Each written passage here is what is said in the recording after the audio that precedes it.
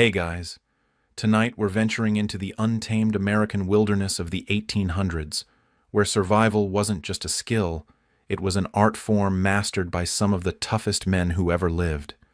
We're talking about the mountain men, those legendary figures who carved out lives in places where nature showed no mercy and every mistake could be your last. Before we begin, take a moment to subscribe if you enjoy calm, long-form stories like this one. And in the comments, let me know where you're listening from and what time it is for you. It's always heartwarming to see how these quiet stories of history bring people together from all around the world. Now dim the lights, maybe turn on a fan for that soft background hum, and let's ease into tonight's journey together. We're going back to a time when building a cabin wasn't about calling a contractor or picking up supplies at the hardware store. It was about looking at a forest and seeing your future home, then making it happen with nothing but an axe, raw determination, and knowledge passed down through generations of men who refused to let the wilderness win. Picture this. It's 1834, and you're standing in a valley somewhere in what will one day become Montana. The nearest settlement is 300 miles away. Winter is coming fast, and you have maybe 2 weeks before the first killing frost. Your survival depends entirely on what you can build with your own two hands from the materials nature provides. No pressure, right? This is the story of how mountain men, trappers, hunters, and explorers who lived on the very edge of civilization, built the cabins that kept them alive through winters that could kill an unprepared man in a single night. These weren't just shelters. They were masterpieces of frontier engineering, built by men who understood that in the wilderness, your home wasn't just where you lived, it was what kept you breathing. Between 1800 and 1850, roughly 20,000 men ventured into the uncharted American wilderness, leaving behind everything they knew for a life that promised freedom, fortune, and more often than not, an early grave. These were the mountain men, a breed apart from the farmers and shopkeepers of settled America. They came from all walks of life. Some were running from the law, others from broken hearts or failed businesses. Many were simply drawn by the call of the wild, the promise of beaver pelts worth their weight in silver, and the chance to live by their own rules in a land where the only law was survival. What united them wasn't their past but their future, a future they would have to carve out of the wilderness one log at a time. These men learned quickly that the mountains didn't care about your background, your education, or your plans. The wilderness had its own curriculum, and graduation meant living through your first winter. The mountain men who survived weren't necessarily the strongest or the smartest. They were the most adaptable. They learned from Native American tribes, from French-Canadian voyageurs, from Mexican vaqueros, and most importantly, from their own mistakes. Every technique they mastered, every skill they developed, was paid for in blood, sweat, and the kind of bone-deep exhaustion that comes from fighting nature for your very existence. Building a cabin was perhaps the most crucial skill a mountain man could possess.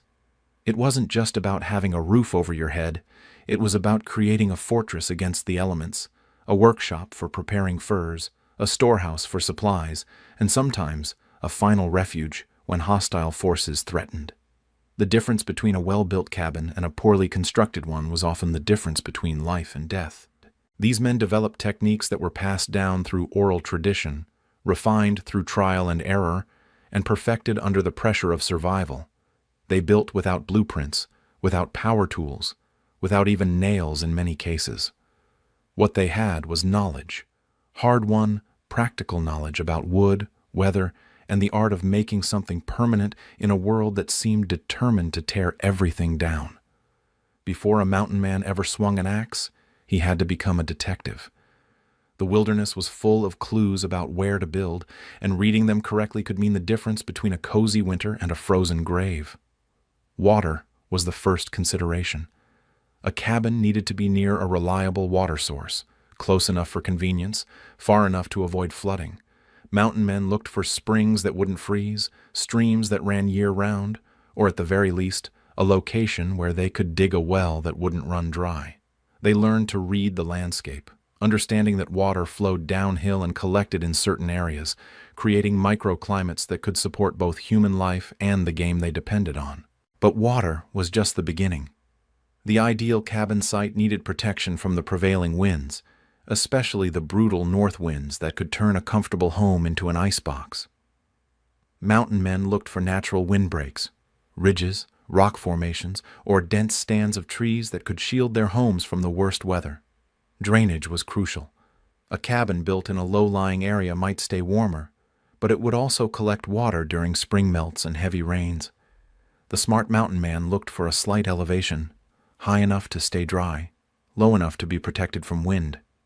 The direction the cabin faced mattered enormously. A south-facing cabin would catch the maximum amount of sunlight during the short winter days, helping to warm the interior naturally. An east-facing cabin would catch the morning sun, helping to dispel the bone-chilling cold that settled during long winter nights. Proximity to building materials was another vital consideration. The ideal site would be near a stand of suitable trees, straight tall pines or firs that could provide logs of uniform size. But it also needed to be near sources of chinking material, moss, clay, or stones that could fill the gaps between logs and keep out the wind. Game trails were important too. A cabin built near deer paths or elk runs would provide easier hunting, but it also needed to be positioned so that the smell of cooking food and wood smoke wouldn't constantly spook the animals the mountain man depended on for survival. Security couldn't be ignored. The cabin needed good sight lines, the ability to see anyone approaching from a distance. It needed escape routes in case of attack, and it needed to be defensible. Many mountain men built their cabins with their backs to a cliff or large rock formation, eliminating one direction from which enemies could approach. The process of selecting a site could take days or even weeks. A mountain man might scout dozens of potential locations, weighing the advantages and disadvantages of each. He would spend nights in different spots, feeling how the wind moved, observing where the sun rose and set, listening to the sounds of the forest to understand the patterns of wildlife. This wasn't just practical knowledge. It was survival wisdom earned through experience. The mountain men who lived longest were those who took the time to choose their sites carefully, understanding that a few extra days of scouting could save their lives when the temperature dropped to 20 below zero and the wind was howling like a banshee. A mountain man's toolkit was sparse by necessity. Every ounce of weight mattered when you were traveling hundreds of miles on foot or horseback. But the tools he carried were chosen with the precision of a surgeon selecting instruments, because in the wilderness, the right tool could save your life, and the wrong one could get you killed. The axe was the king of tools, the one item no mountain man could do without. But not just any axe would do. The ideal mountain man's axe had a head weighing between 3 and 4 pounds, heavy enough to bite deep into hardwood, light enough to swing all day without exhausting the user. The handle was typically made from hickory, ash, or another hardwood that could absorb shock without breaking. The axe head itself was a work of art. The best ones were forged by skilled blacksmiths in places like St. Louis or Independence, Missouri, before the mountain men headed west. The steel was folded and hammered to create a blade that would hold an edge through months of hard use. The eye of the axe, the hole where the handle fit, was carefully shaped to ensure a tight, secure fit that wouldn't loosen during use. Mountain men became incredibly skilled with their axes. They could fell a tree with surgical precision, dropping it exactly where they wanted it to fall. They could limb a tree, removing all the branches with swift, accurate strokes. They could hew a log, shaping it from round to square with nothing but axe work. And they could do all of this in conditions that would challenge a modern lumberjack with power tools. The knife was almost as important as the axe. Mountain men typically carried large, heavy knives with blades 8 to 12 inches long. These weren't just weapons. They were multi-purpose tools used for everything from skinning game to carving wooden pegs to splitting kindling. The best knives were made from high-carbon steel that could be sharpened to a razor edge and would hold that edge through heavy use. Many mountain men also carried a smaller knife, sometimes called a patch knife, used for more delicate work. This might be used for carving notches, cutting leather, or preparing food. The handles of these knives were often made from antler, bone, or hardwood, shaped to fit comfortably in the hand during long periods of use. A good saw was invaluable but not always available. When a mountain man could get one, he preferred a crosscut saw, a long, flexible blade with teeth designed to cut across the grain of wood. These saws could cut through logs much faster than an axe, but they were heavy, prone to breaking, and difficult to sharpen in the field. More commonly, mountain men relied on wedges and a sledgehammer for splitting logs. Wedges were typically made from iron and came in various sizes. They were driven into the end grain of a log to split it along its length, creating boards or smaller pieces for construction. The sledgehammer used to drive the wedges was usually a simple tool, a heavy iron head on a wooden handle. For more precise work, mountain men carried chisels and gouges. These were used for cutting notches, shaping joints, and creating the precise fits that made the difference between a sturdy cabin and one that would fall apart in the first strong wind. The best chisels were made from high-quality steel and were kept sharp enough to shave with. A draw knife was another essential tool. This consisted of a blade with handles on both ends, used to shape wood by drawing it toward the user. Mountain men used draw knives to remove bark, shape logs, and create smooth surfaces. The technique required skill and practice, but in experienced hands, a draw knife could shape wood with remarkable precision. Measuring tools were simple but crucial. A mountain man might carry a piece of rope or leather marked at specific intervals to measure lengths. Some carried folding rules made from wood or bone. The most important measurement tool, however, was often the mountain man's own body. He knew the length of his pace, the span of his arms, the width of his hand. These became his standard units of measurement. For marking, mountain men used whatever was available: charcoal from the fire, a piece of soft stone, or even a knife point to scratch marks into wood. Precision wasn't always possible, but it wasn't always necessary either. Much of the work was done by eye and feel, relying on experience and intuition rather than exact measurements. The condition of these tools was a matter of life and death. A dull axe was not only inefficient, it was dangerous. A mountain man spent considerable time each day maintaining his tools, sharpening blades, tightening handles, and making repairs. He carried whetstones, files, and sometimes even a small anvil for making more extensive repairs. Tool maintenance was often done by firelight after a long day of work. The mountain man would sit by his fire, carefully sharpening each blade, checking each handle for cracks or looseness, and making whatever repairs were necessary. This wasn't just maintenance, it was meditation, a quiet time to plan the next day's work and reflect on the progress made. The foundation of any mountain man's cabin was the timber, and selecting the right trees was an art form that separated the survivors from the casualties. A mountain man didn't just look at a tree and see wood.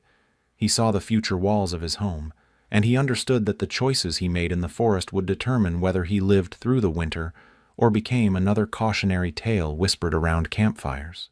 The ideal cabin log came from a coniferous tree: pine, fir, spruce, or cedar. These trees grew straight and tall, had relatively few branches on their lower trunks, and possessed natural properties that made them excellent building materials.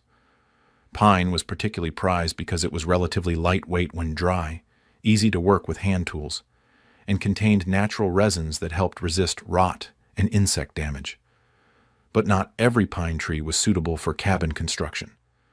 The mountain man looked for trees that were mature but not ancient, typically between 50 and 100 years old. Younger trees might not have developed the strength and density needed for construction, while older trees might be starting to rot from the inside or might be too large to handle with the limited tools available. The ideal cabin log was straight as an arrow, with minimal taper from bottom to top. A tree that was 2 feet in diameter at the base and still 18 inches at the top, 20 feet up, was perfect. Trees with excessive taper would create gaps in the cabin walls that would be difficult to seal against wind and weather. Branch pattern was crucial. The best trees for cabin logs had their branches arranged in regular whorls around the trunk, with long sections of clear trunk between branch clusters. This meant fewer knots in the finished log and less work removing branch stubs. A tree with branches scattered randomly up and down the trunk would create a log full of knots that could weaken the structure and make the log difficult to work with. The mountain man also looked for signs of disease or insect damage. A tree with woodpecker holes might be infested with insects. Fungal growths, unusual swellings, or areas where the bark was missing or discolored could indicate internal rot. A tree that looked healthy on the outside might be hollow on the inside, useless for construction. The time of year when trees were cut mattered enormously. The best time was late fall or winter, when the sap was down and the wood had the lowest moisture content. Trees cut in spring or early summer would be full of sap, making them much heavier to work with and more prone to checking and splitting as they dried. Once suitable trees were identified, the process of felling them required both skill and courage. A mountain man typically worked alone, which meant he had to be absolutely certain about where each tree would fall. A mistake could result in a tree falling on the cabin site, on other trees he planned to use, or worst of all, on himself. The felling process began with careful observation of the tree's natural lean, the distribution of its branches, and the direction of the wind. The mountain man would clear an escape route, a path he could take quickly if the tree started to fall in an unexpected direction. He would also clear the area around the base of the tree, removing any obstacles that might interfere with his axe work. The actual felling cut was made in 2 stages. First, a notch was cut on the side of the tree facing the direction he wanted it to fall. This notch, called the face cut, was typically cut to about 1/3 the diameter of the tree. The angle and depth of this cut determined exactly where the tree would fall. The second cut, called the back cut, was made on the opposite side of the tree, slightly higher than the bottom of the face cut. This cut was made slowly and carefully, leaving a small section of uncut wood called the hinge. The hinge controlled the tree's fall, keeping it falling in the intended direction. As the back cut progressed, the tree would begin to lean toward the face cut. The mountain man would listen for the characteristic creaking and cracking sounds that indicated the tree was about to fall. At this point, he would quickly move away along his predetermined escape route, watching the tree fall and making sure it landed where intended. Once the tree was down, the real work began. The branches had to be removed, a process called limbing. This required hundreds of individual axe cuts, each one carefully placed to remove the branch without damaging the trunk. The mountain man worked from the bottom of the tree toward the top, always staying on the uphill side to avoid being struck by branches under tension. After limbing, the tree was bucked, cut into logs of the desired length. For cabin construction, logs were typically cut to lengths of 16 to 24 feet, depending on the size of the cabin being built. Each cut had to be perfectly square to the axis of the log to ensure that the ends would fit properly when the cabin was assembled. The bark was usually left on the logs during the initial construction phase. Bark provided some protection against checking and splitting as the logs dried, and it could be removed later when time permitted. However, some mountain men preferred to remove the bark immediately, believing it reduced the likelihood of insect infestation. Preparing enough logs for a cabin was an enormous undertaking. A typical one-room cabin might require 40 to 60 logs, depending on their diameter and the height of the walls. Each log represented hours of work, locating the right tree, felling it, limbing it, bucking it to length, and moving it to the construction site. The physical demands were staggering. A green log, 20 feet long and 18 inches in diameter, could weigh well over 1,000 pounds. Moving these logs from where they were cut to the cabin site required ingenuity, determination, and often back-breaking labor that would challenge even the strongest men.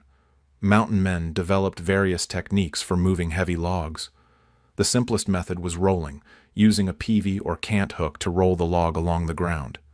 This worked well on level or downhill terrain, but it was slow and required a clear path free of obstacles. For longer distances or uphill movement, mountain men often used skidding techniques.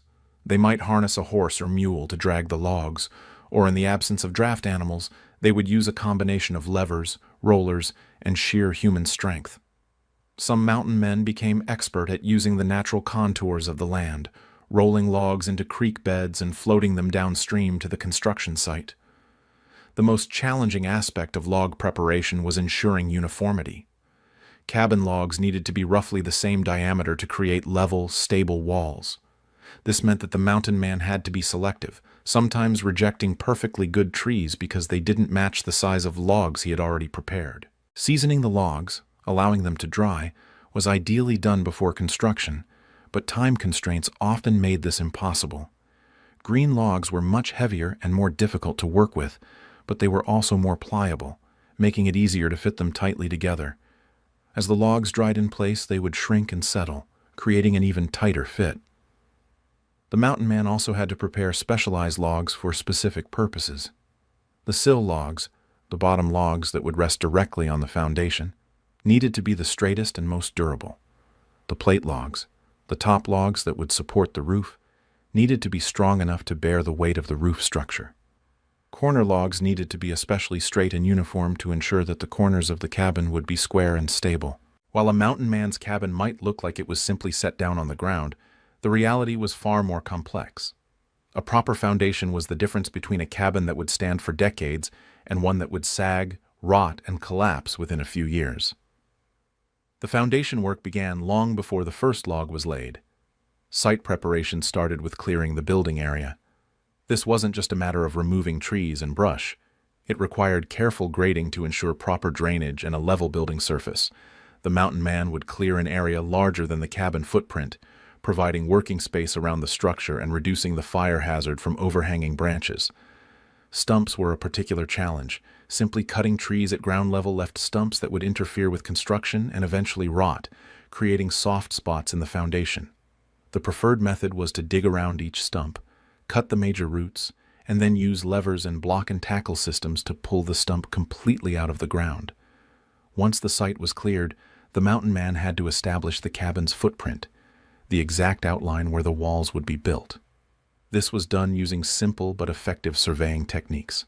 Stakes were driven at the corners of the planned cabin, and strings were stretched between them to mark the wall lines. Ensuring that the corners were square was crucial for the structural integrity of the cabin.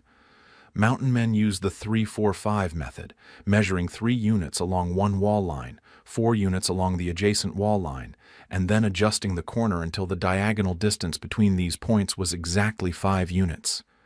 This ancient geometric principle ensured perfect right angles without the need for sophisticated measuring tools.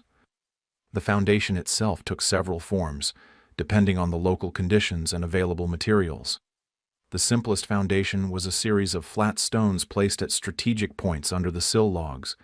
These stones, called piers, elevated the logs off the ground, preventing rot and providing ventilation under the cabin floor. Selecting foundation stones required careful attention to their properties. The ideal foundation stone was flat on top and bottom, large enough to provide stable support, and made from a type of rock that wouldn't crack or crumble under the weight of the cabin. Sandstone and limestone were preferred when available, while granite and other igneous rocks were avoided because they were more likely to split when exposed to freeze-thaw cycles. The foundation stones had to be carefully leveled. Using a water level, a simple device consisting of a long tube filled with water, the mountain man could ensure that all the foundation points were at exactly the same elevation. This was crucial because any variation in foundation height would create stress points in the cabin structure that could lead to failure. In areas with rocky soil, the mountain man might excavate shallow trenches and build stone foundations that extended below the frost line. This prevented frost heaving, the expansion of freezing soil that could lift and shift the foundation stones, causing the cabin to become unlevel or even collapse. Where suitable stones weren't available, mountain men sometimes used log foundations. Large, durable logs were placed directly on the ground and allowed to partially rot, creating a stable base for the cabin. This method was less desirable because the foundation logs would eventually need to be replaced, but it was sometimes the only option available. Drainage around the foundation was critical. The mountain man would grade the soil around the cabin site to ensure that water flowed away from the structure. He might dig drainage ditches or install simple French drains, trenches filled with stones that carried water away from the foundation. The sill logs, the first logs of the cabin walls, required special preparation.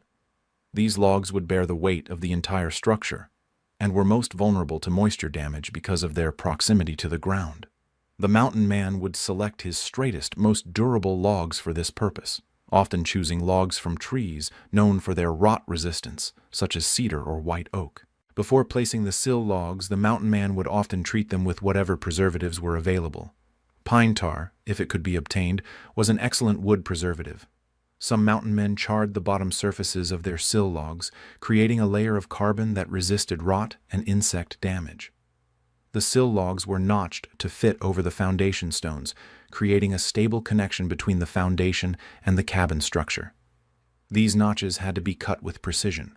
Too shallow, and the log might roll off the foundation. Too deep, and the log would be weakened. Leveling the sill logs was a painstaking process that required constant checking and adjustment. The mountain man would use wooden shims, thin wedges of wood, to adjust the height of individual sections of the sill logs. Once the sills were perfectly level, the foundation work was complete, and the real construction could begin. The strength and durability of a mountain man's cabin depended largely on how well the logs were joined together at the corners. This joining was accomplished through notching, cutting precise interlocking joints that held the logs in place without the need for nails or other fasteners. The art of notching was perhaps the most skilled aspect of cabin construction, requiring precision, experience, and an understanding of wood behavior that could only be gained through years of practice. The most common notching technique used by mountain men was the saddle notch, also known as the round notch.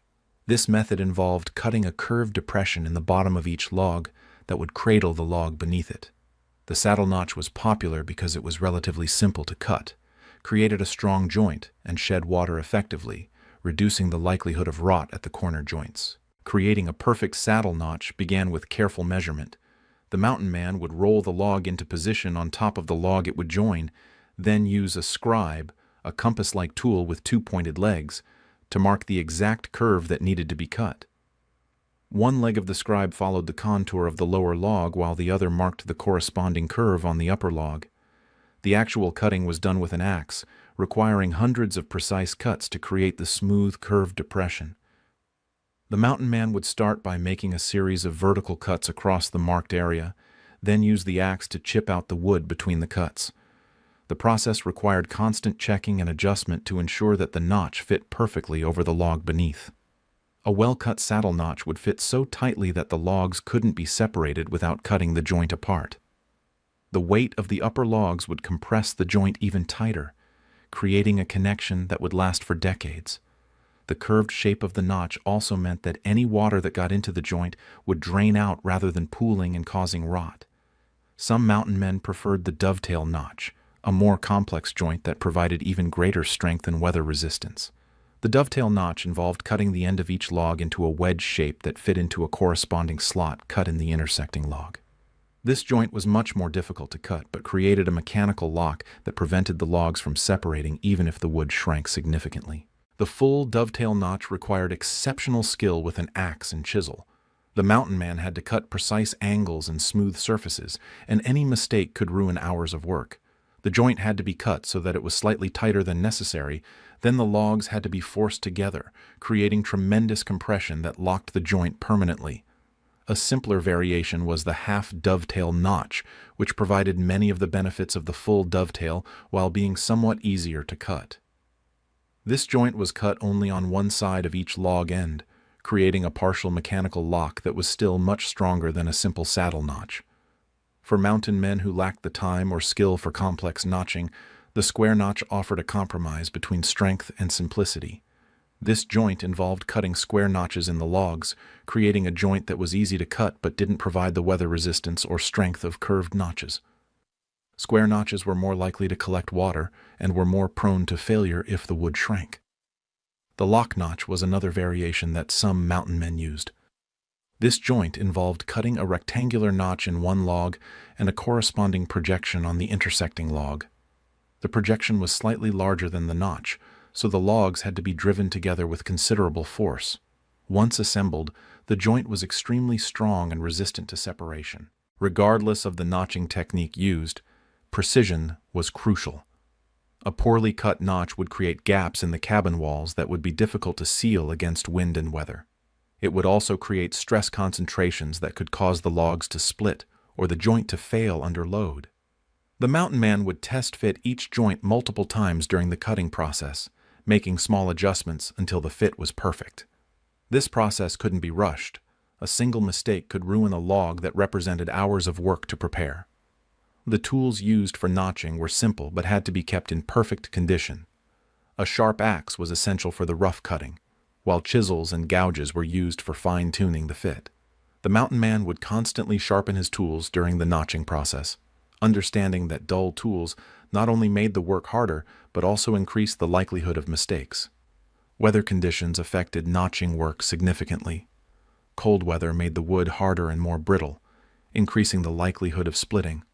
Hot weather could cause the wood to expand, making joints that fit perfectly in the morning too tight by afternoon. The experienced mountain man learned to work with these conditions, adjusting his techniques based on the temperature and humidity. The notching process was also affected by the characteristics of the individual logs. Logs with knots near the ends required special care to prevent splitting. Logs that were slightly curved had to be oriented carefully to ensure that the curve didn't interfere with the joint. Green logs were easier to cut but more likely to shrink and loosen the joints as they dried. With the foundation complete and the first logs notched and ready, the mountain man faced one of the most physically demanding aspects of cabin construction, raising the walls. This process required not only tremendous physical strength, but also careful planning and precise execution. A single mistake could result in injury, damaged logs, or a structure that would never be properly square or level. The first course of logs, the sill logs, was the most critical. These logs had to be perfectly level and square, as every subsequent course would build upon them. Any error at this stage would be magnified as the walls rose, potentially creating a cabin that was unusable. The mountain man would begin by carefully positioning the first sill log on its foundation stones. Using a water level and wooden shims, he would adjust the log until it was perfectly horizontal. The second sill log was then positioned perpendicular to the first, and the corner notch was carefully fitted. This process continued until all 4 sill logs were in place, creating a rectangular frame that was level, square, and solidly supported. Raising subsequent courses became progressively more difficult as the walls grew higher. A single log, 20 feet long and 18 inches in diameter, could weigh over 1,000 pounds, and lifting it to shoulder height or above required ingenuity and mechanical advantage. The most common method for raising heavy logs was the use of skids, long, straight poles that were leaned against the growing wall to create ramps. The logs could then be rolled up these ramps using peavies, cant hooks, or simple rope and pulley systems. This method was slow but relatively safe when done carefully. For particularly heavy logs or when working alone, the mountain man might use a more elaborate system of levers and fulcrums. By positioning a long lever under one end of a log and using a fulcrum point, he could lift tremendous weights with relatively little effort. The log could then be supported with blocks while the lever was repositioned for the next lift. Some mountain men became expert at using the natural elasticity of wood to help raise logs. A long, flexible pole could be bent down and secured, then used like a spring to help lift heavy logs. This technique required considerable skill and experience to use safely. The process of raising walls was made more complex by the need to maintain the structural integrity of the cabin as it grew. Each log had to be positioned precisely to ensure that the walls remained plumb and the corners stayed square. The mountain man would constantly check his work with simple but effective tools: a plumb bob to ensure the walls were vertical, and diagonal measurements to ensure the corners remained square. As the walls rose, the mountain man had to plan for openings, doors, and windows that would be cut later. He would mark the locations of these openings and ensure that the logs in these areas were positioned to make cutting easier. Some mountain men would leave gaps between logs in door and window areas, while others preferred to cut the openings after the walls were complete. The weight of the accumulating logs created tremendous compression in the lower courses, helping to lock the notched joints tightly together. However, this same compression made it increasingly difficult to position the upper logs precisely. The mountain man had to work quickly once a log was in position, as the weight of subsequent logs would make adjustments impossible. Chinking, filling the gaps between logs, was often done as the walls were raised, though some mountain men preferred to complete the entire structure before beginning the chinking process. Early chinking helped stabilize the structure and provided some weather protection during construction. The materials used for chinking varied depending on what was available locally. Clay mixed with grass or moss was common, as was a mixture of mud and animal hair. Some mountain men used thin pieces of wood called chink logs to fill the larger gaps, then sealed the remaining spaces with clay or moss. The top course of logs, called the plate logs, required special attention. These logs would support the roof structure and had to be strong enough to bear the weight of the roof and any snow load. The mountain man would select his best logs for this purpose and would often notch them to receive the roof beams. Wall height was determined by practical considerations. Higher walls provided more interior space and better protection from snowdrifts, but they also required more logs and more labor to construct. Most mountain men built walls that were 7 to 8 feet high, tall enough to provide adequate headroom, but not so tall as to be wasteful of materials or labor. The process of raising walls was exhausting work that could take weeks to complete. The mountain man would typically work from dawn to dusk, taking breaks only when absolutely necessary. The physical demands were enormous, lifting, rolling, and positioning logs that weighed hundreds of pounds each, all while maintaining the precision necessary for a sound structure. Weather was a constant concern during wall construction.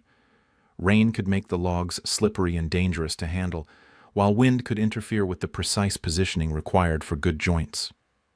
Snow and cold weather made the work even more difficult, but often the mountain man had no choice but to continue working regardless of conditions. Once the walls of the cabin reached their full height, the mountain man faced the challenge of creating a roof that would protect him from rain, snow, and wind, while being strong enough to support heavy snow loads and resist the powerful storms that swept through the mountains. The roof was perhaps the most critical element of the cabin's weather protection system, and its design and construction required careful planning and skilled execution. The most common roof design used by mountain men was the simple gable roof, two sloping surfaces that met at a ridge line running the length of the cabin. This design was relatively easy to construct, shed water and snow effectively, and provided good interior space. The slope of the roof was typically quite steep, often rising 1 foot for every foot of horizontal distance, to ensure that snow would slide off rather than accumulating to dangerous levels. The roof structure began with the ridge beam, a long straight log that ran along the peak of the roof and supported the upper ends of the rafters. Selecting the right log for the ridge beam was crucial, as it had to be strong enough to support the entire roof structure without sagging. The mountain man would choose a log that was straight, sound, and large enough to bear the load, typically at least 12 inches in diameter for a cabin 20 feet long. Installing the ridge beam was one of the most challenging aspects of roof construction. The beam had to be lifted to the top of the walls and positioned precisely along the center line of the cabin. This was usually accomplished using a combination of ramps, levers, and block and tackle systems. Some mountain men would construct temporary scaffolding from smaller logs to support the ridge beam during installation. The rafters, the sloping beams that formed the main structure of the roof, were cut from straight, strong logs, typically 6 to 8 inches in diameter. Each rafter had to be cut to the exact length and angle required to span from the top of the wall to the ridge beam. The mountain man would create a pattern rafter first, cutting and fitting it carefully, then use this pattern to cut all the remaining rafters to ensure uniformity. The bottom end of each rafter was notched to sit securely on the plate log at the top of the wall. This notch, called a bird's mouth, had to be cut precisely to ensure that the rafter wouldn't slip or shift under load. The top end of the rafter was cut at an angle to fit snugly against the ridge beam, and the rafters were typically spaced 16 to 24 inches apart along the length of the cabin. Installing the rafters required careful attention to spacing and alignment. The mountain man would mark the positions of the rafters on both the ridge beam and the plate logs, ensuring that each rafter was positioned correctly. The rafters had to be installed in pairs, one on each side of the ridge, to maintain the structural balance of the roof. Once the rafters were in place, the mountain man would install purlins, horizontal logs that ran perpendicular to the rafters and provided additional support for the roof covering. Purlins were typically smaller logs, 4 to 6 inches in diameter, and were notched to fit over the rafters. The spacing of the purlins depended on the type of roof covering that would be used.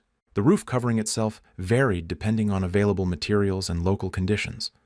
The most common covering was split shingles, also called shakes, made from cedar, pine, or other suitable wood. These shingles were split from straight-grained logs using a froe and mallet, creating thin, flat pieces that could be overlapped to create a waterproof surface. Making shingles was a time-consuming process that required considerable skill. The mountain man would select logs with straight, even grain and split them into bolts, sections about 18 inches long. These bolts were then split radially into thin pieces, each about a quarter-inch thick. The quality of the shingles depended on the grain of the wood and the skill of the person doing the splitting. Installing shingles required careful attention to overlap and alignment. Each course of shingles had to overlap the course below it by at least half the length of the shingle to ensure that water couldn't penetrate the roof. The shingles were typically held in place by their own weight and the weight of the courses above them, though some mountain men would use wooden pegs or even nails if they were available. In areas where suitable wood for shingles wasn't available, mountain men used other materials for roof covering. Bark from large trees, particularly birch or elm, could be peeled off in large sheets and used as roofing material. These bark sheets were overlapped like shingles and held in place with poles or stones. Sod roofs were another option, particularly in areas where wood was scarce. A sod roof consisted of a layer of poles or split logs covered with birch bark or other waterproof material, then topped with a thick layer of sod. The grass roots in the sod would grow together, creating a living roof that was excellent insulation, but required careful construction to prevent leaks. Some mountain men used a combination of materials, creating a roof that might have bark as the base layer, covered with split shingles, and finished with a layer of sod for extra insulation. These composite roofs were more complex to build, but provided superior weather protection. The ridge of the roof required special attention to prevent water infiltration. The mountain man would typically install a ridge cap, a specially shaped piece of wood or bark that covered the joint where the two roof surfaces met. This ridge cap had to be carefully fitted and secured to prevent wind from lifting it off. Ventilation was an important consideration in roof design. Without proper ventilation, moisture from cooking and breathing would condense on the underside of the roof, leading to rot and structural problems. The mountain man would often leave small gaps at the ridge or install simple vents to allow air circulation. The roof also had to accommodate the chimney, which required cutting an opening and installing flashing to prevent water infiltration. This was one of the most challenging aspects of roof construction, as the opening had to be large enough for the chimney, but small enough to maintain the structural integrity of the roof. Snow load was a critical consideration in mountain regions. The roof had to be strong enough to support several feet of snow without collapsing, and steep enough to shed snow before it accumulated to dangerous levels. The mountain man would often reinforce the roof structure with additional purlins or braces in areas where heavy snow loads were expected. Maintenance of the roof was an ongoing concern. Shingles would split, warp, or blow off in storms and had to be replaced regularly. The mountain man would typically keep a supply of spare shingles and would inspect and repair the roof each spring and fall. The fireplace and chimney system was the heart of the mountain man's cabin, providing not only heat for warmth, but also the means for cooking food, drying clothes, and creating light during the long winter nights. Building a functional, safe fireplace and chimney required knowledge of masonry, understanding of fire behavior, and access to suitable materials. A poorly constructed fireplace could fill the cabin with smoke, fail to provide adequate heat, or even burn the entire structure down. The construction of the fireplace began with the foundation, which had to be substantial enough to support the weight of the stone or clay structure. The fireplace foundation was typically built from large, flat stones laid in courses and mortared together with clay mixed with grass or animal hair.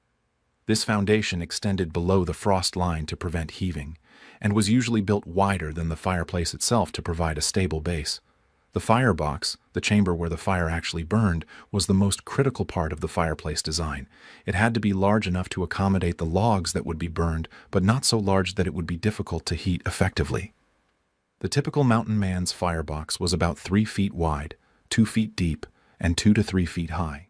The walls of the firebox were built from flat stones, carefully fitted together and mortared with clay. The back wall was often built with a slight forward slope to reflect heat into the room, and the side walls were angled slightly inward to help focus the heat. The floor of the firebox was paved with flat stones that could withstand the intense heat of the fire. The throat of the fireplace, the opening between the firebox and the chimney, was perhaps the most critical dimension in the entire system.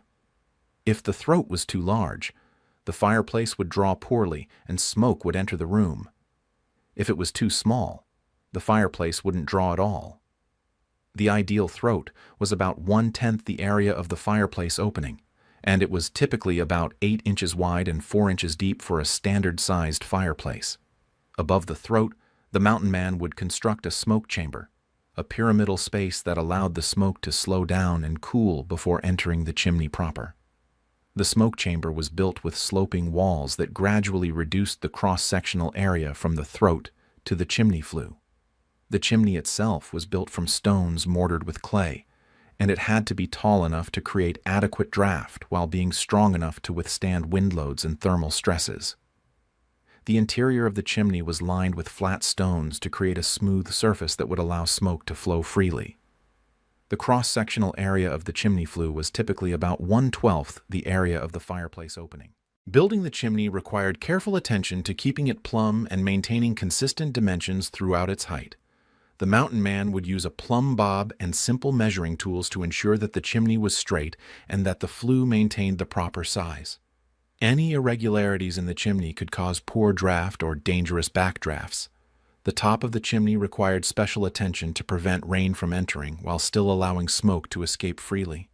Some mountain men built simple caps from flat stones, while others created more elaborate designs that would shed rain while improving the chimney's draft characteristics.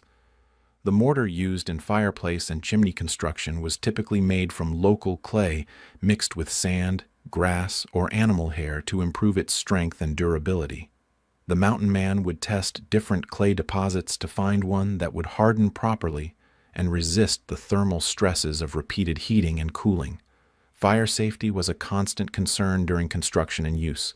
The fireplace had to be built far enough from combustible materials to prevent accidental fires, and the chimney had to be constructed so that it wouldn't ignite the roof or walls. Many mountain men would coat the interior walls of their cabins near the fireplace with clay to provide additional fire protection. The hearth, the area in front of the fireplace, was typically paved with flat stones and extended several feet into the room to catch sparks and provide a safe area for tending the fire.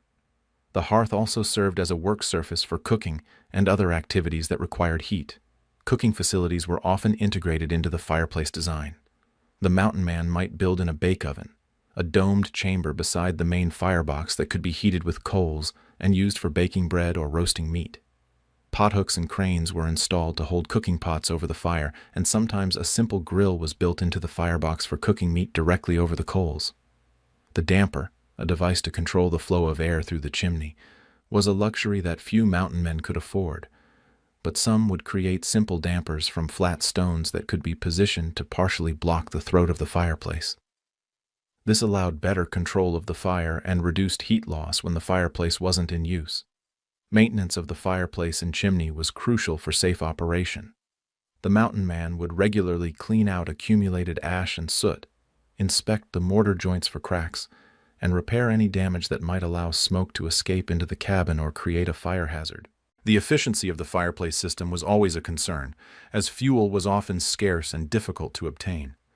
The mountain man would experiment with different fire-building techniques, learn to bank fires to maintain heat overnight, and develop methods for extracting the maximum heat from each piece of wood burned.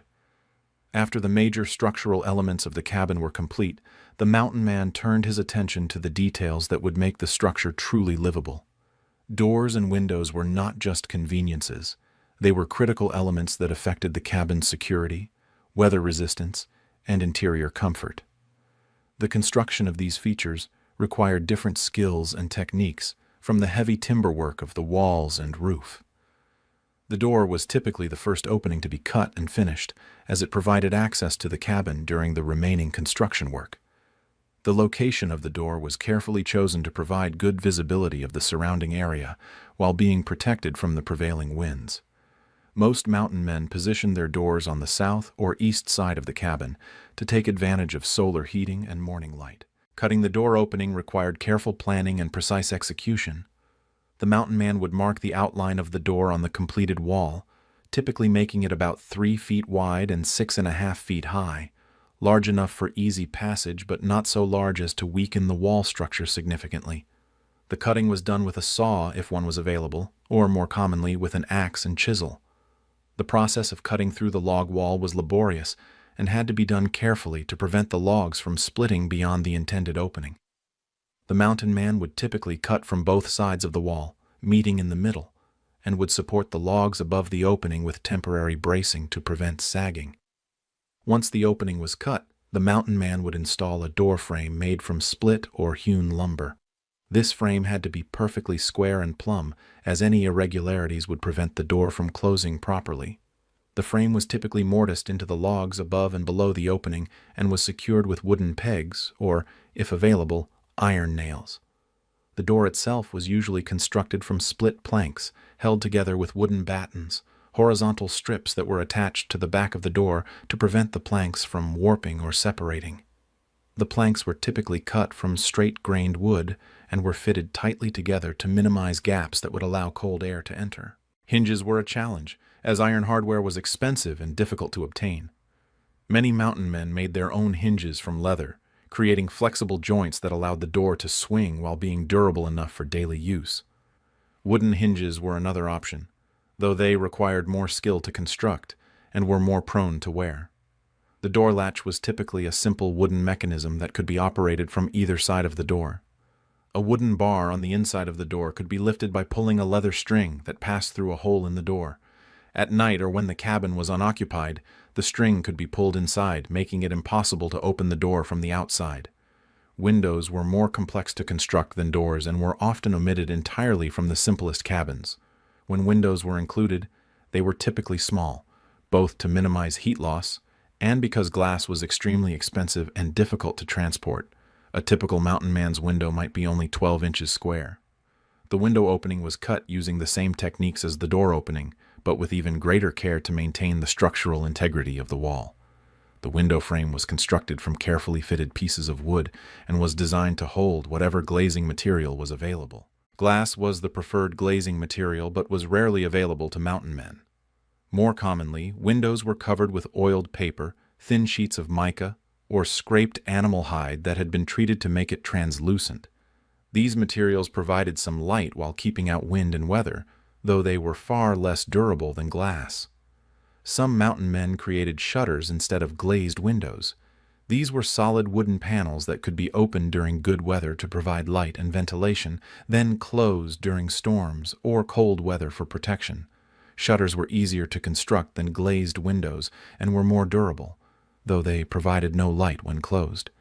The interior finishing of the cabin was largely determined by the available time and materials. The most basic cabins had dirt floors, log walls with minimal chinking, and no ceiling other than the underside of the roof. However, mountain men who planned to occupy their cabins for extended periods often invested considerable effort in interior improvements. Flooring was a significant upgrade that many mountain men attempted when time and materials permitted. The simplest floor was made from split logs laid flat side up and fitted tightly together. These puncheon floors were relatively easy to construct, but were difficult to keep clean and level. Plank floors were superior but required more work to construct. The mountain man would split logs into planks, then hew or plane them smooth on one side. These planks were then laid over floor joists, smaller logs that spanned between the sill logs and provided support for the floor. The walls of the cabin could be improved by adding a layer of split logs or planks over the interior surface of the log walls. This chinking not only improved the appearance of the interior but also provided better insulation and weather protection. The gaps between the interior planks were filled with clay, moss, or other materials to eliminate drafts. A ceiling was another improvement that some mountain men added to their cabins. This was typically constructed from split logs or planks laid across ceiling joists, creating a flat surface that could be plastered with clay to improve its appearance and fire resistance. The space above the ceiling provided additional insulation and storage space. Interior partitions were sometimes added to divide the cabin into separate rooms, though most mountain men's cabins remained single-room structures. When partitions were built, they were typically constructed from split logs or planks and were not load-bearing. They simply divided the space without supporting any structural loads. Furniture was usually built in rather than freestanding, as it was more efficient to construct furniture as part of the cabin structure. Bunks were built into the walls, tables were supported by posts driven into the floor, and shelves were constructed between the wall logs. This built-in furniture was sturdy, space-efficient, and couldn't be lost or damaged during moves. Storage was a critical consideration in the small space of a mountain man's cabin. Every available space was utilized: areas under bunks, spaces between wall logs, and the area above the ceiling if one was installed. The mountain man would construct boxes, shelves, and compartments to organize his possessions and supplies. Lighting was provided primarily by the fireplace, though some mountain men made simple oil lamps from hollowed-out stones or pieces of wood. Candles were a luxury that few could afford, and windows provided light only during daylight hours. The final details of interior finishing included items like pegs for hanging clothes and equipment, simple furniture like stools and benches, and whatever decorative touches the mountain man felt were worth the effort. These details transformed the cabin from a mere shelter into a home. The difference between a cabin that provided comfortable shelter and one that was barely habitable often came down to the quality of its insulation and weatherproofing. Mountain men understood that keeping out wind, moisture, and cold was just as important as having solid walls and a sound roof. The techniques they developed for sealing their cabins were ingenious adaptations to the materials and conditions they faced. Chinking, filling the gaps between logs, was the most visible aspect of weatherproofing, but it was also one of the most challenging to do well. The gaps between logs varied in size depending on how well the logs fit together, and these gaps had to be filled with materials that would stay in place, resist weather, and provide good insulation. The first step in chinking was to install backing material in the larger gaps. This backing, often called thinking, consisted of thin pieces of wood, flat stones, or even pieces of bark that were wedged into the gaps to provide a foundation for the chinking material. The backing had to be installed from the inside of the cabin, pushed outward until it was flush with the exterior surface of the logs. The chinking material itself was typically a mixture of clay, mud, and organic matter. The clay provided the binding properties, while sand or small stones added strength and reduced shrinkage. Organic materials like grass, moss, animal hair, or chopped straw were added to provide tensile strength and prevent cracking. The proportions of the chinking mixture were critical. Too much clay, and the mixture would shrink excessively as it dried, creating cracks that would allow air infiltration. Too little clay, and the mixture wouldn't bind properly and would fall out of the gaps. Mountain men learned through experience to adjust their mixtures based on the local materials available and the weather conditions during application. Applying the chinking was a messy, time-consuming job that required patience and attention to detail. The mountain man would work the mixture into the gaps from both sides of the wall, pressing it firmly into place and smoothing the surface to shed water. The chinking had to be applied in layers, allowing each layer to dry partially before adding the next. Weather conditions greatly affected chinking work. Hot, dry weather would cause the chinking to dry too quickly, leading to cracking and poor adhesion. Cold weather would prevent the chinking from setting properly. The ideal conditions were cool and humid, allowing the chinking to dry slowly and cure properly. Maintenance of the chinking was an ongoing task. Freeze-thaw cycles, settling of the cabin, and normal weathering would cause cracks and gaps to develop. The mountain man would inspect his chinking regularly and make repairs as needed, understanding that neglecting this maintenance could make the cabin uninhabitable. Some mountain men developed more sophisticated chinking techniques. They might apply a base coat of coarse chinking, then finish with a smoother mixture that provided a better appearance and weather resistance. Others would add a final coat of lime plaster if lime was available, creating a hard, durable surface that was more resistant to weather and wear. Moss was a particularly valuable chinking material in areas where it was abundant. Certain types of moss had natural preservative properties and would continue to grow even after being installed in the chinking, creating a living seal that would expand and contract with the wood. Moss chinking required careful selection of the right species and proper installation techniques.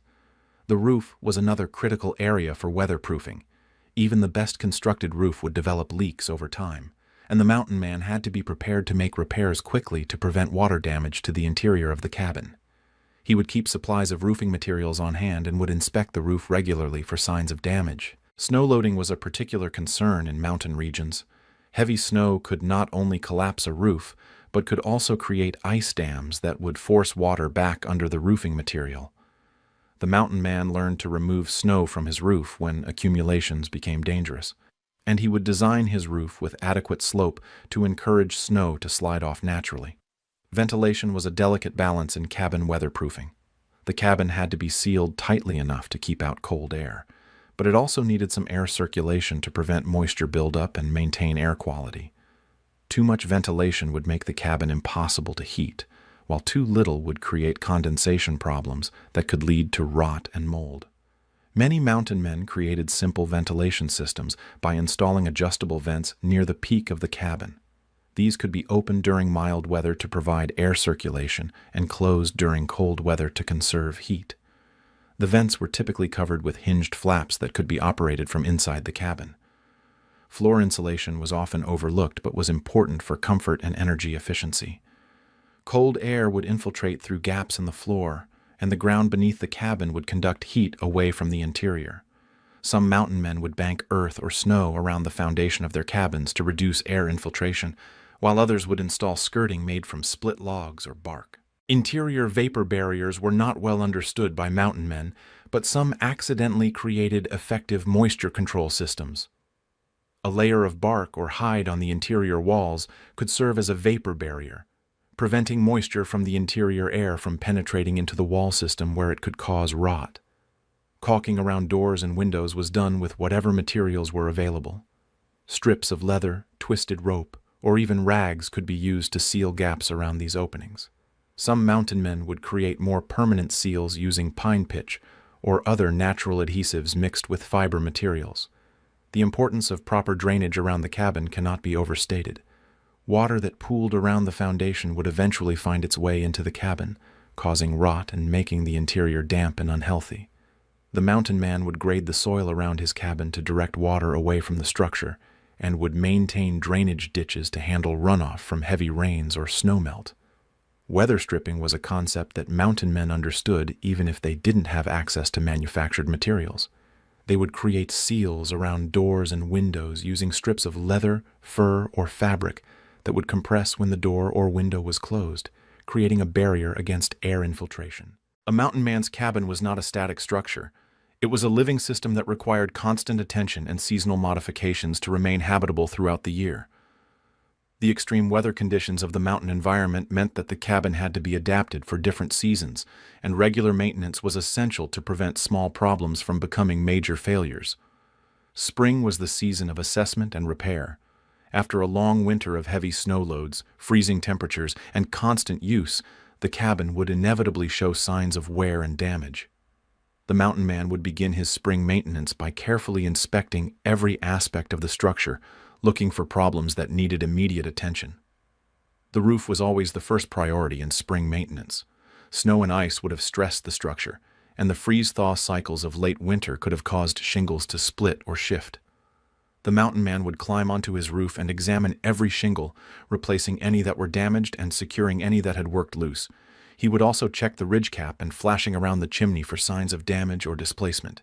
Chinking was another area that required spring attention. The expansion and contraction caused by temperature changes, combined with the settling of the cabin structure, would inevitably create cracks and gaps in the chinking. The mountain man would carefully inspect every joint between logs, both inside and outside the cabin, and would repair any defects he found. The foundation would be checked for signs of frost heaving or settling. Foundation stones that had shifted during the winter would need to be releveled, and any gaps that had opened up would need to be filled. The mountain man would also check the sill logs for signs of rot or insect damage, as these were the most vulnerable parts of the structure. Spring was also the time to address any structural problems that had developed during the winter. Logs that had checked or split would need to be repaired or replaced. Door and window frames that had shifted would need to be adjusted. Any signs of sagging in the roof structure would need to be addressed before they became serious problems. Summer was the season of improvement and preparation. With the immediate repairs completed, the mountain man could turn his attention to upgrades and preparations for the coming winter. This was the time to add new features to the cabin, improve existing systems, and gather materials for future repairs. Firewood cutting was a major summer activity. The mountain man would need to cut, split, and stack enough wood to last through the entire winter, plus a reserve for emergencies. This was an enormous task that could take weeks to complete. The wood had to be cut to the right length for the fireplace, split to the right size for efficient burning, and stacked in a way that would allow it to dry properly while being protected from rain. Summer was also the time to gather and prepare other materials needed for cabin maintenance. Clay for chinking would be dug and processed. Moss for insulation would be gathered and dried. Stones for repairs would be collected and stockpiled. The mountain man would use the good weather to prepare everything he might need during the harsh winter months when outdoor work would be difficult or impossible. Improvements to the cabin were often undertaken during the summer months. A new window might be cut and glazed. Interior partitions might be added. The floor might be upgraded from dirt to split logs. These improvements not only made the cabin more comfortable, but also increased its value and durability. Fall was the season of final preparations and weatherproofing. As the first frosts approached, the mountain man would focus on making sure his cabin was ready for another winter. This was the time for final repairs, last-minute improvements, and the installation of winter protection systems. Banking the cabin was a common fall activity. This involved piling earth, leaves, or even snow around the foundation of the cabin to provide additional insulation and reduce air infiltration. The banking material would be held in place with boards or logs and would remain in place throughout the winter. Storm windows and doors were installed if the mountain man had them. These were typically simple wooden shutters that could be closed over windows during severe weather, or additional doors that created an airlock entry system. These temporary installations would be removed in the spring, but provided valuable protection during the winter months. The chimney would receive a thorough cleaning and inspection in the fall.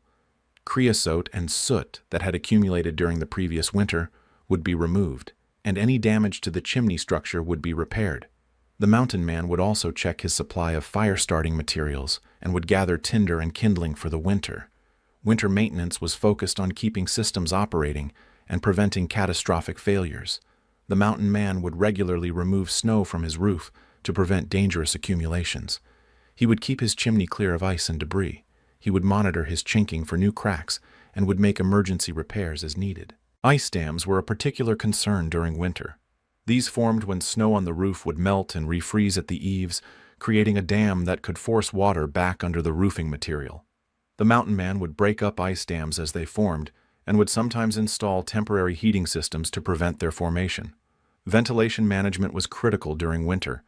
The cabin had to be kept warm, but it also needed some air circulation to prevent moisture buildup and maintain air quality. The mountain man would adjust his ventilation systems based on weather conditions, opening vents during mild periods and closing them during severe cold. The fireplace required constant attention during winter. Ashes had to be removed regularly to maintain efficient burning. The fire had to be banked properly each night to ensure it would restart easily in the morning. Fuel had to be brought in from the wood pile and dried near the fire before use. Emergency repairs were sometimes necessary during winter storms. A shingle blown off by wind, a crack in the chinking opened by extreme cold, or damage from falling tree limbs all required immediate attention to prevent more serious problems. The mountain man had to be prepared to work in dangerous conditions to protect his shelter. Seasonal storage was another important consideration. Summer items like tools and equipment that weren't needed during winter would be stored in protected areas. Winter items like extra blankets, emergency food supplies, and cold weather clothing would be made easily accessible. The mountain man also had to plan for seasonal changes in his daily routines. Winter days were short, so work had to be planned around the available daylight. Heating requirements meant that more time had to be spent gathering and preparing fuel. The isolation of winter meant that all necessary supplies had to be on hand before the severe weather arrived. As mountain men gained experience and spent more time in their wilderness homes, many developed advanced techniques and innovations that went beyond the basic requirements of shelter. These improvements reflected both the ingenuity of the builders and their deep understanding of the challenges posed by mountain living. One of the most sophisticated developments was the creation of multi-room cabins. While the basic mountain man's cabin was a single room, those who planned to stay in one location for several years often expanded their homes to include separate areas for different functions. A typical expanded cabin might include a main living area, a separate sleeping area, and a storage room or workshop. Building multi-room cabins required more advanced planning and construction techniques. The mountain man had to design a structure that would be stable and weather-tight, while accommodating interior partitions and multiple roof lines. This often meant using more sophisticated joinery techniques and creating more complex foundation systems. The dovetail corner joint was one advanced technique that some mountain men mastered. This joint was much more difficult to cut than the simple saddle notch, but it provided superior strength and weather resistance. The dovetail joint created a mechanical lock that prevented the logs from separating even if the wood shrank significantly, and it shed water more effectively than simpler joints. Advanced chinking techniques included the use of lime mortar. When lime was available, lime mortar was much more durable than clay-based chinking and provided better weather resistance. Some mountain men learned to burn limestone to create their own lime, though this required considerable knowledge and the right type of stone. Sophisticated fireplace designs included features like bake ovens, warming chambers, and improved draft systems. A bake oven was a separate chamber built into the fireplace structure that could be heated with coals and used for baking bread or roasting meat. Warming chambers were spaces above or beside the fireplace where food could be kept warm or clothes could be dried. Some mountain men developed ingenious heating systems that distributed heat more effectively throughout their cabins. These might include heat exchangers that captured waste heat from the chimney, or systems of ducts that carried warm air from the fireplace to other parts of the cabin. Water systems were another area where advanced techniques were sometimes employed. Some mountain men dug wells or developed spring systems that brought water directly to their cabins.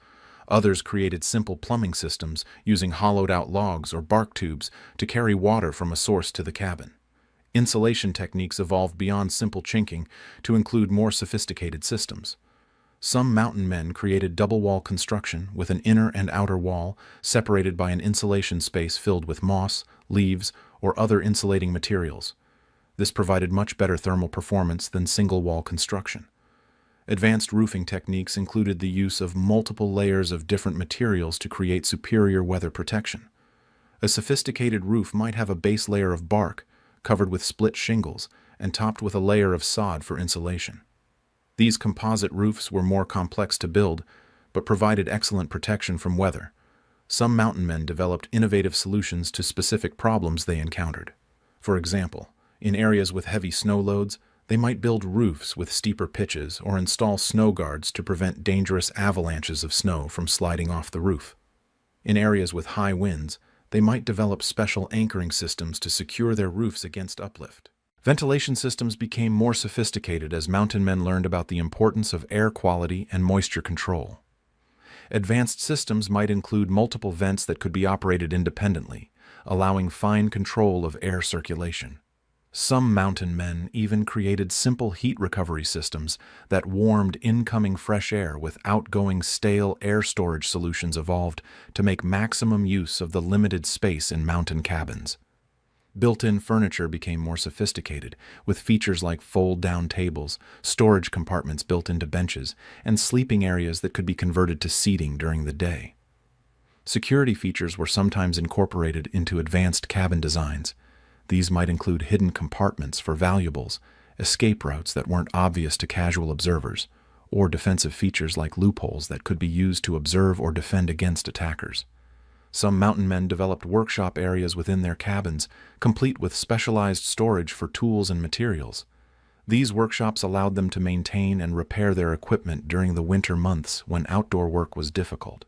Advanced lighting systems included reflectors that concentrated firelight, oil lamps made from local materials, and even simple lens systems that focused sunlight during the day. While these systems were primitive by modern standards, they represented significant improvements over basic firelight. Food storage and preservation systems became more sophisticated as mountain men learned to deal with the challenges of keeping food fresh in a wilderness environment. These might include root cellars dug beneath the cabin, smokehouses for preserving meat, or ice houses for keeping food cool during the summer months. Some mountain men developed systems for collecting and storing rainwater, creating cisterns or other storage systems that provided a reliable water supply during dry periods. These systems required careful design to prevent contamination and freezing. The most advanced mountain men's cabins included features that wouldn't have been out of place in settled communities. These might include glass windows, plank floors, plastered walls, and even simple furniture made from local materials. While these features required considerable time and skill to create, they transformed the cabin from a mere survival shelter into a comfortable home. The vast expanse of the American wilderness presented mountain men with widely varying conditions, from the dense forests of the Pacific Northwest to the high alpine meadows of the Rocky Mountains, from the arid regions of the Southwest to the harsh winters of the Northern Territories. Each region demanded specific adaptations in cabin construction techniques, and mountain men became masters at modifying their building methods to suit local conditions and available materials. In the Pacific Northwest, where massive trees and abundant rainfall were the defining characteristics, mountain men developed techniques for working with enormous logs and creating structures that could withstand constant moisture. The Douglas fir and cedar trees of this region could grow to tremendous sizes, providing logs that were far larger than anything available in other parts of the continent. Working with these giant logs required different techniques and tools. The mountain man might use fire to help fell the largest trees, burning through the base while controlling the fire to prevent it from spreading. Once down, these massive logs were often too large to move in their entirety, so they would be split or hewn to more manageable sizes before being transported to the building site. The constant moisture of the Pacific Northwest created unique challenges for cabin construction. Rot was a constant threat, so mountain men in this region became expert at selecting the most rot-resistant species and treating their logs to prevent decay. Cedar was particularly prized for its natural resistance to moisture and insects, and many cabins in this region were built entirely from cedar logs. The abundant rainfall also meant that roof design was critical. Mountain men in the Pacific Northwest often built roofs with very steep pitches to shed water quickly, and they developed sophisticated systems of gutters and drainage to direct water away from their cabins. The roofing materials themselves had to be carefully selected and installed to prevent leaks in the constant moisture. In the Rocky Mountains, where extreme cold and heavy snow loads were the primary challenges, mountain men developed different adaptations. The shorter growing season and harsh conditions meant that trees grew more slowly and were generally smaller than those found in more temperate regions. This required different construction techniques that could work with smaller logs while still creating strong, weather-resistant structures. The extreme cold of the high mountains demanded superior insulation techniques. Mountain men in these regions often built cabins with thicker walls, using larger logs or even double-wall construction to provide better thermal protection. They also developed more sophisticated chinking techniques, using materials that would remain flexible in extreme cold and wouldn't crack or fall out when temperatures dropped far below zero. Snow loads in the high mountains could be enormous, with accumulations of 10 feet or more not uncommon. This required roof structures that were much stronger than those needed in other regions. Mountain men learned to build roofs with steeper pitches and stronger framing systems, and they often incorporated features like snow guards to prevent dangerous avalanches of snow from sliding off their roofs. The short growing season in mountain regions also affected the availability of chinking materials. Clay might be frozen for much of the year, and organic materials like moss and grass had a very short growing season. Mountain men in these regions learned to gather and stockpile chinking materials during the brief summer months, and they developed techniques for storing these materials so they would remain usable throughout the long winter. In the arid regions of the Southwest, where water was scarce and temperatures could be extreme in both directions, mountain men faced entirely different challenges. The lack of large trees meant that traditional log construction was often impossible, so alternative building techniques had to be developed. Adobe construction became common in these regions, with mountain men learning to make bricks from local clay and building walls that were thick enough to provide thermal mass for temperature control. These adobe structures were often combined with log construction where suitable timber was available, creating hybrid buildings that took advantage of the best properties of both materials. The extreme temperature variations of desert regions required different approaches to insulation and ventilation. Cabins had to be designed to stay cool during the blazing heat of summer while still providing warmth during cold winter nights. This often meant incorporating features like thick walls, small windows, and sophisticated ventilation systems that could be adjusted for different seasons. Water conservation was critical in arid regions, and mountain men developed ingenious systems for collecting and storing the limited precipitation that fell. Roof systems were designed to channel every drop of rainwater into storage cisterns, and these systems had to be carefully maintained to prevent contamination and evaporation. In the northern territories, where the growing season was extremely short and winter temperatures could drop to 50 degrees below zero or lower, mountain men faced perhaps the most extreme building challenges on the continent.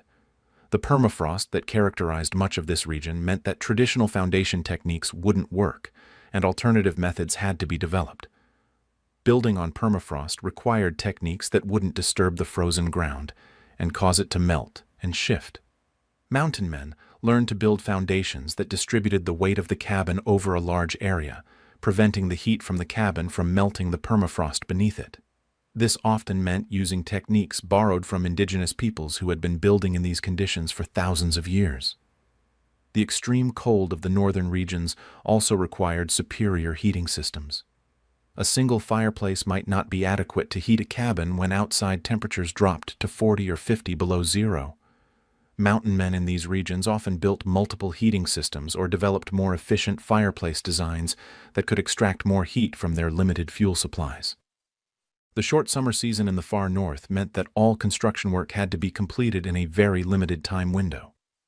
Mountain men learned to prepare materials during the brief summer months and to work with incredible efficiency to complete their cabins before winter set in. This often meant accepting less than perfect construction in favor of getting the cabin weatherproof before the killing cold arrived. Coastal regions presented their own unique challenges, with salt air, high winds, and storm surges creating conditions that were very different from inland areas. Mountain men building near the coast had to deal with the corrosive effects of salt air on their tools and building materials, and they had to design structures that could withstand the powerful winds that came off the ocean. The high humidity of coastal regions created different challenges for wood preservation and drying. Logs might take much longer to season in the humid coastal air, and the constant moisture could promote rot and insect infestation. Mountain men in these regions learned to select species that were naturally resistant to these conditions and developed techniques for protecting their structures from the harsh coastal environment. Storm resistance was critical in coastal areas, where powerful winds and driving rain could destroy poorly constructed buildings. Mountain men learned to build structures with lower profiles and stronger connections, and they developed anchoring systems that could hold their cabins together even in the most severe storms. Each region also had its own unique resources that mountain men learned to exploit. In some areas, natural deposits of clay provided excellent gap-sealing material. In others, specific types of stone were available for foundations and fireplaces.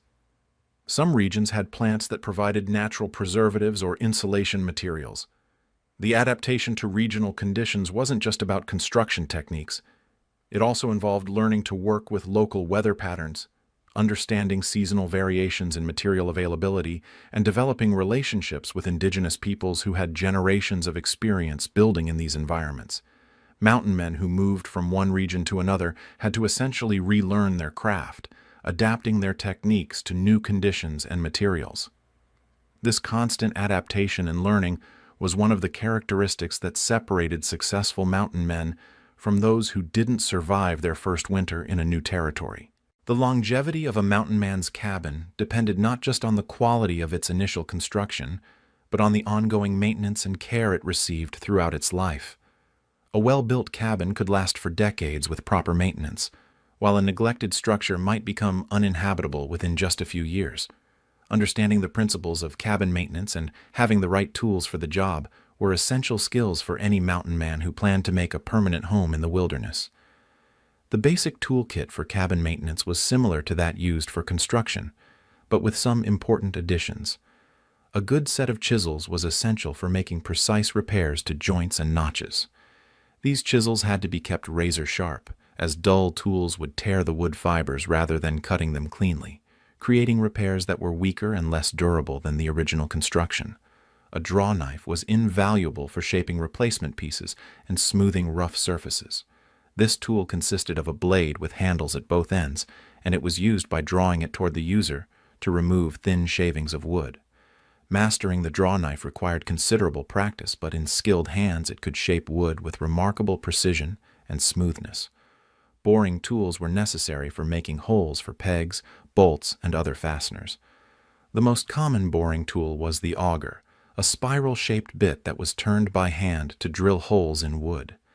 Different sizes of augers were needed for different applications, and keeping them sharp and properly maintained was crucial for effective use.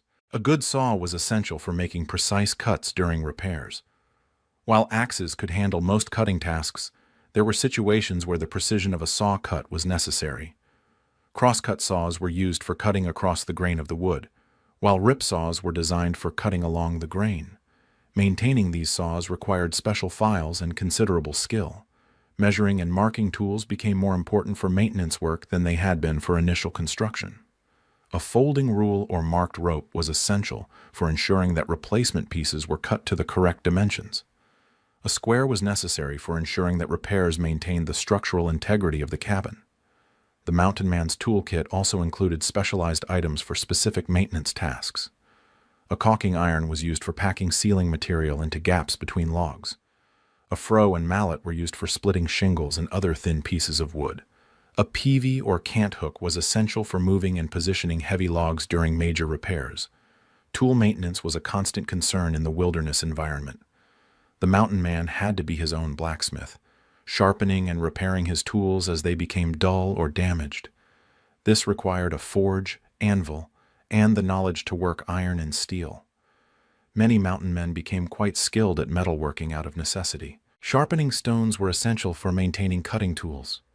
Different types of stones were used for different stages of sharpening, from coarse stones for repairing damaged edges to fine stones for achieving razor sharpness. The mountain man had to understand the properties of different stones and how to use them effectively. The seasonal maintenance cycle was crucial for cabin longevity. Spring was the time for major inspections and repairs, when damage from the winter could be assessed and corrected before it became worse. Summer was the time for improvements and preparations for the coming winter. Fall was the time for final weatherproofing and protection systems. Winter maintenance focused on keeping systems operating and preventing catastrophic failures. Roof maintenance was perhaps the most critical aspect of cabin care. A leaking roof could quickly destroy the interior of a cabin and lead to structural damage that would be expensive and time-consuming to repair.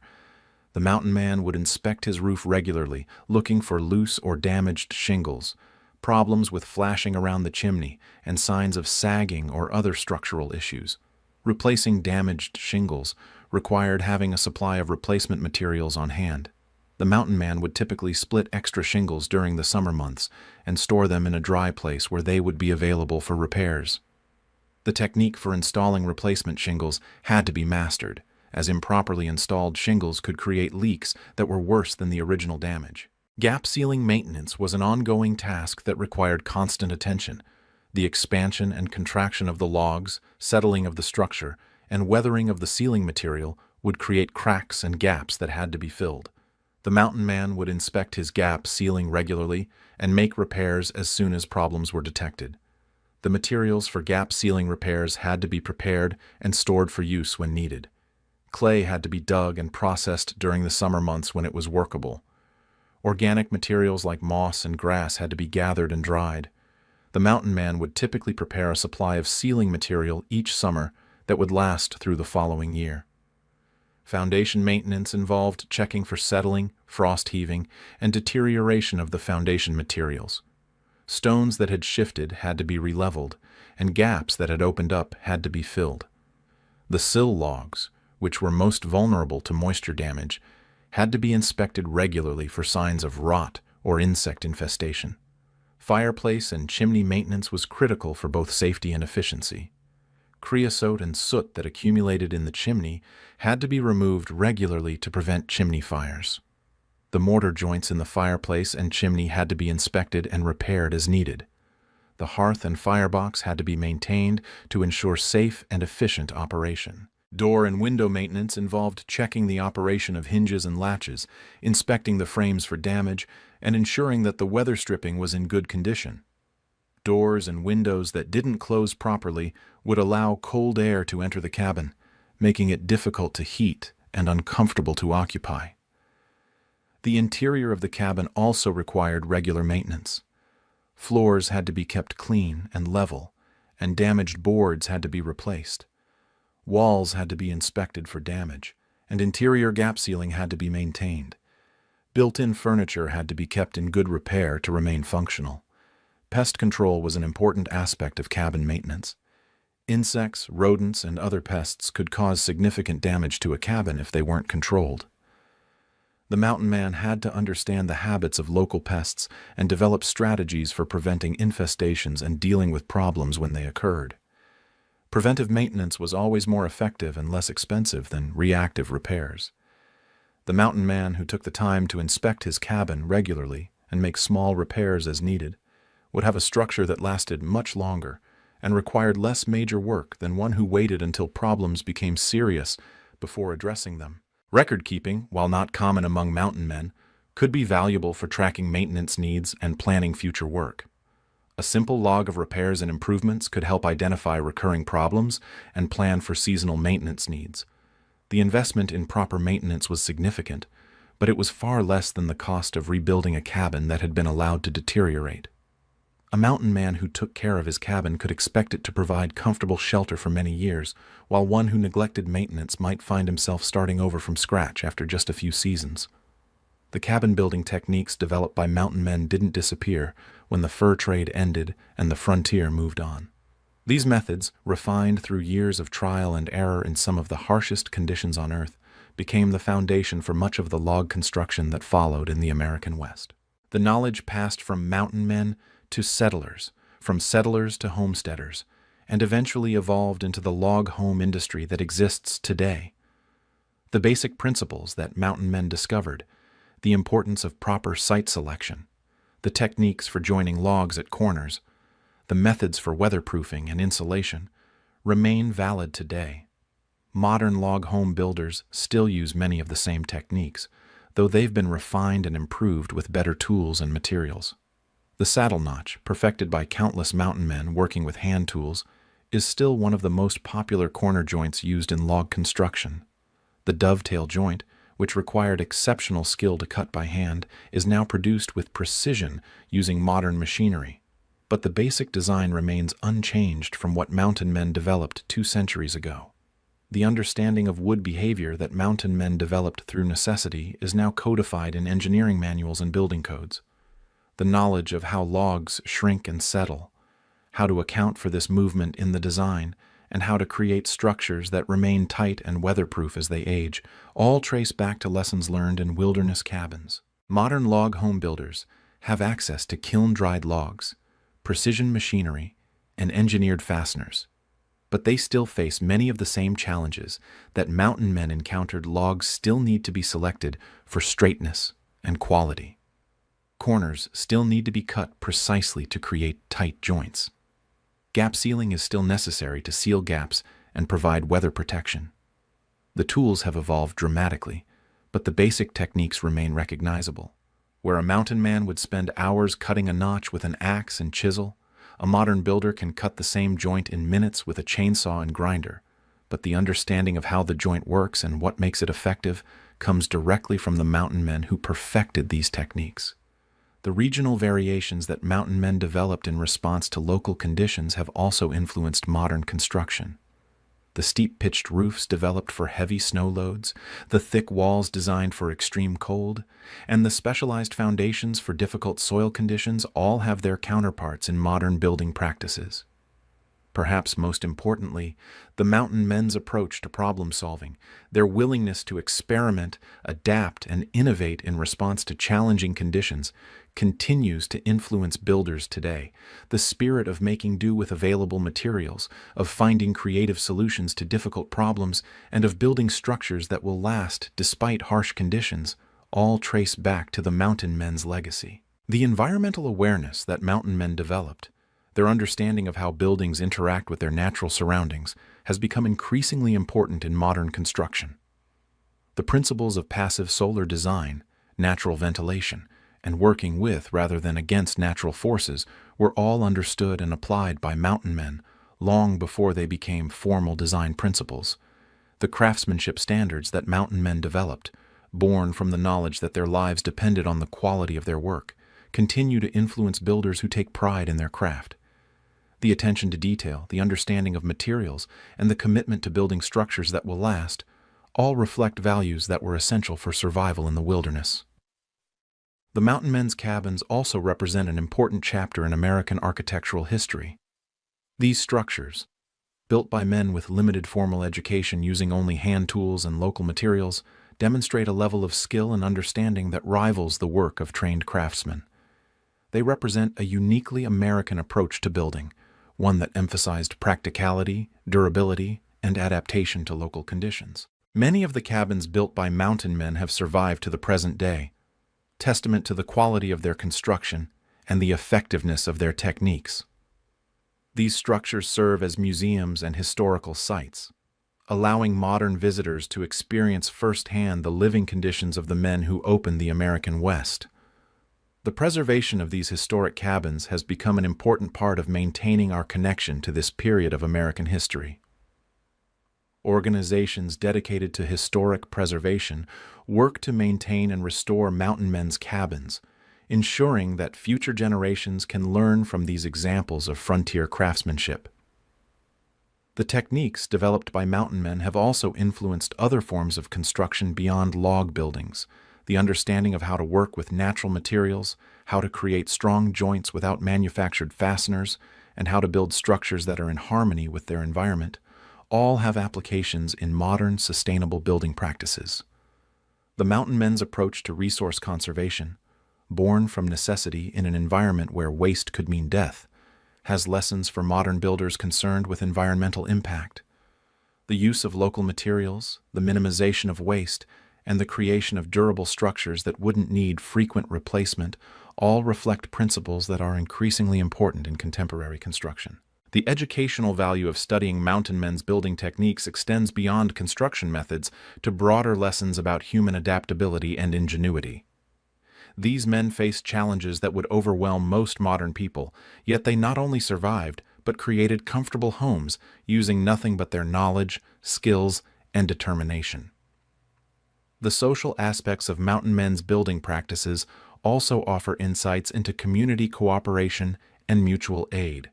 While mountain men are often portrayed as rugged individualists, the reality was that cabin building frequently involved cooperation between neighbors. The tradition of barn raising and house raising that became common in rural America has its roots in the mutual assistance that mountain men provided to each other. The economic lessons from mountain men's building practices are also relevant today. These men understood the true cost of construction, not just in terms of money, but in terms of time, labor, and materials. They made decisions based on long-term value rather than short-term convenience, creating structures that provided decades of service with minimal ongoing costs. The mountain men's understanding of the relationship between shelter and survival has implications for modern emergency preparedness and disaster response. Their techniques for creating habitable structures quickly using minimal resources could be valuable in situations where conventional construction methods aren't available. The psychological aspects of creating a home in the wilderness also offer insights into human nature and the importance of shelter for mental as well as physical well-being. Mountain men understood that their cabins weren't just protection from the elements. They were symbols of civilization and order in a chaotic and dangerous world. The mountain men's legacy lives on in the thousands of people who choose to build log homes today, seeking a connection to this simpler way of life. While modern log homes may have all the conveniences of contemporary living, they still embody the same basic principles that mountain men discovered: the beauty of natural materials, the satisfaction of creating something with your own hands, and the comfort of a home that's built to last. The skills that mountain men developed are still taught today in workshops and schools dedicated to traditional building techniques. These programs help preserve not just the technical knowledge, but also the values and attitudes that made mountain men successful builders. Students learn not just how to cut a notch or seal the gaps in a wall, seal a log, but how to think like a craftsman and take pride in quality work. The influence of mountain men's building techniques can be seen in the broader movement toward sustainable and environmentally responsible construction. The principles they developed, using local materials, minimizing environmental impact, creating durable structures, and working in harmony with natural systems are all central to modern green building practices. The mountain men's story is ultimately one of human triumph over adversity, of ordinary men who accomplished extraordinary things through skill, determination, and ingenuity. Their cabins stand as monuments to the human spirit and reminders that with knowledge, tools, and determination, people can create homes anywhere on Earth. As we face modern challenges related to housing, sustainability, and environmental protection, the lessons learned from mountain men become increasingly relevant. Their techniques may have been developed 2 centuries ago, but their principles remain as valid today as they were in the wilderness of the 1800s. The mountain men who built cabins in the American wilderness left us more than just historical artifacts. They left us a legacy of craftsmanship, ingenuity, and determination that continues to inspire builders and craftsmen today. Their story reminds us that the most important tools for building a home aren't found in a hardware store, they're found in the human spirit. And so we come to the end of our journey through the world of mountain men and their remarkable cabins. These structures, built by hand in some of the most challenging environments on Earth, represent more than just shelter. They represent the triumph of human ingenuity over seemingly impossible odds. The next time you see a log cabin, whether it's a historic structure or a modern home, remember the mountain men who perfected these techniques. Remember the countless hours of backbreaking labor, the ingenuity required to solve problems with limited resources, and the determination needed to create a home in the wilderness. Their legacy lives on not just in the buildings they created, but in the spirit of craftsmanship and self-reliance they embodied. In a world that often seems to value convenience over quality and speed over durability, the mountain men's approach to building offers timeless lessons about the value of doing things right the first time. These men understood that a home is more than just a place to sleep. It's a fortress against the elements, a workshop for daily life, and a symbol of human civilization in the face of wilderness. They built not just with logs and stone, but with knowledge, skill, and an unshakable belief that with enough determination, any challenge could be overcome. The cabins they built have outlasted the men who built them, standing as silent testimony to their skill and dedication. And in their endurance, we find inspiration for our own challenges, whatever they may be. For in the end, the mountain men's greatest achievement wasn't just surviving in the wilderness. It was proving that with the right knowledge, the right tools, and the right attitude, human beings can make a home anywhere on Earth.